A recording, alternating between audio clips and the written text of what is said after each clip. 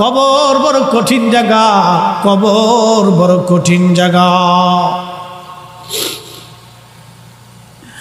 অনেক বড় কঠিন। এই কবরখানা দেখে উসমান গনি জিন্নুরাইন কবরের পাশে দাঁড়ায় দাঁড়ায় থরথর থরথর করে কাঁপতেন।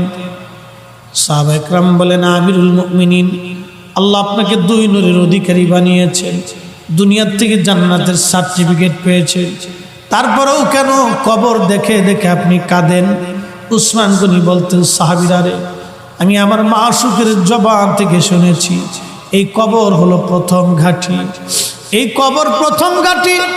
কবরের মধ্যে তিনটে প্রশ্ন করা হবে, মান রাব্বুকা ওয়া মা দীনুকা মা কুনতা তাকুলু ফি হাক্কি হাযার রাজুল। আমি উসমান গনি কি কবরের প্রশ্নের জবাব দিতে পারবো কিনা, এই চিন্তায় কবর দেখলে আমি কাঁদি, কবর দেখলে আমি কাঁদি, কবর দেখলে আমি কাঁদি।